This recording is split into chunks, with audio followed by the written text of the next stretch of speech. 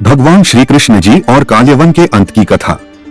जब कंस का वध हो गया तो मगध का सम्राट जरासंध क्रोधित हो उठा, क्योंकि कंस उसका दामाद था और जरासंध ने मथुरा के राज्य को हड़पने के लिए 17 बार आक्रमण किए। हर बार उसके आक्रमण को असफल कर दिया जाता था। तब उसने काल्यवन के साथ मिलकर आक्रमण की योजना बनाई और काल्यवन की सेना ने मथुरा को घेर लिया। तब श्री कृष्ण ने कहा कि युद्ध केवल श्री कृष्ण और काल्यवन में हो, सेना को व्यर्थ क्यों लड़ाएं।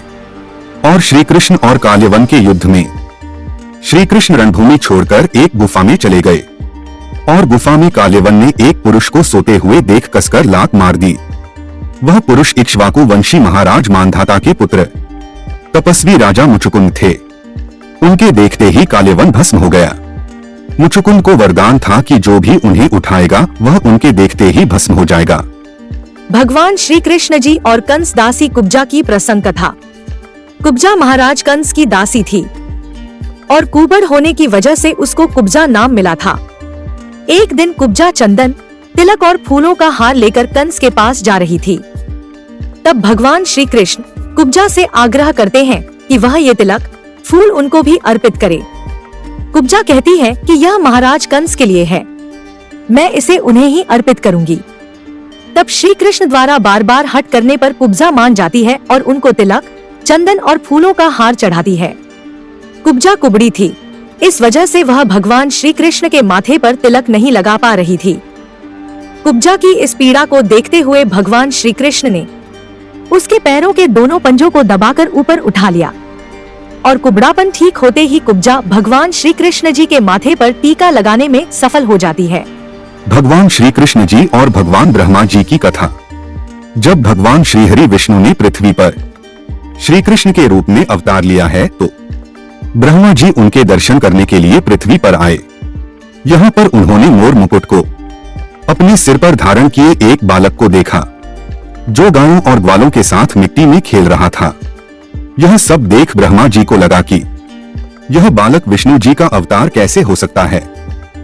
ब्रह्मा जी ने श्री कृष्ण की परीक्षा लेने का विचार कर सभी गायों और ग्वालों को अपने साथ ब्रह्मलोक ले गए। कुछ वर्षों बाद जब ब्रह्मा जी ने देखा कि जिन गायों और ग्वालों को वह अपने साथ ब्रह्मलोक ले गए थे वह सभी श्री कृष्ण जी के साथ पृथ्वी पर खेल रहे थे और उन्होंने दिव्य दृष्टि से देखा कि वह सभी गाय और ग्वाले ब्रह्मलोक में भी मौजूद हैं। और तब उनको श्री कृष्ण जी की लीला समझ में आ गई। भगवान श्री कृष्ण जी और अघासुर राक्षस की कथा। एक पौराणिक कथा के अनुसार अघासुर राक्षस राक्षसी पूतना और बकासुर राक्षस का छोटा भाई था। अघासुर ने श्री कृष्ण को मारने के लिए विशाल अजगर का रूप धारण किया था। इसी रूप में अघासुर अपना मुंह खोलकर और रास्ते में ऐसे बन गया था जैसे कि कोई गुफा हो। उस समय भगवान श्री कृष्ण और उनके सभी सखा वहां खेल रहे थे और एक बड़ी गुफा देखकर श्री कृष्ण और उनके सखाओं ने उसमें प्रवेश किया। तब मौका पाकर अघासुर राक्षस ने अपना मुंह बंद कर लिया और जब सभी सखाओं को अपने प्राणों पर संकट नजर आया तो भगवान श्री कृष्ण से सबको बचाने की प्रार्थना करने लगे। तब श्री कृष्ण ने अपना शरीर तेजी से बढ़ाना शुरू कर दिया और इससे अघासुर को सांस लेने में परेशानी होने लगी और अंत में भगवान श्री कृष्ण जी ने उसका भी वध कर दिया। भगवान श्री कृष्ण और बाणों की शैया में भीष्म पितामह। महाभारत के युद्ध में पांडवों ने कौरवों को हरा दिया था और युधिष्ठिर हस्तिनापुर के राजा बन गए थे। भीष्म पितामह बाणों की शैया पर लेटे हुए प्राण त्यागने के लिए सूर्य के उत्तरायण होने की प्रतीक्षा कर रहे थे। तब भगवान श्री कृष्ण पांडवों के साथ भीष्म पितामह से मिलने पहुंचे और भीष्म से कहा कि आप पांडवों को राजपाट के लिए राजधर्म का ज्ञान दें। तब पांडवों ने देखा कि भीष्म पितामह की आंखों में आंसू आ गए थे। भगवान श्री कृष्ण ने भीष्म पितामह से पूछा कि आपकी आंखों में आंसू क्यों हैं? तब भीष्म पितामह ने कहा कि आप तो सब कुछ जानते हैं, मैं पांडवों को भी बता देता हूं। मेरी आंखों में आंसू पांडवों को देखकर आ गए।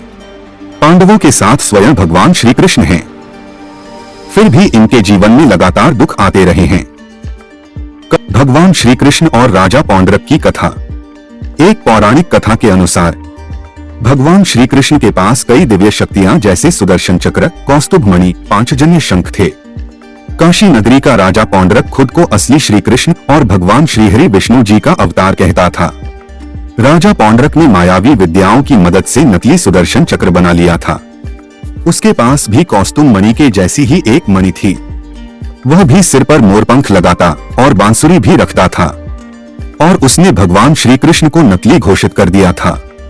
एक बार राजा पौंड्रक ने श्री कृष्ण को संदेश भेजा कि मैं भगवान विष्णु का असली अवतार हूँ।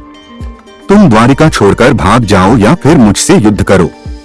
राजा पौंड्रक का संदेश पाकर श्री कृष्ण और बलराम उससे युद्ध करने के लिए पहुंच गए और राजा पौंड्रक को युद्ध में पराजित कर उसका वध कर दिया। कथा सब्सक्राइब कीजिएगा।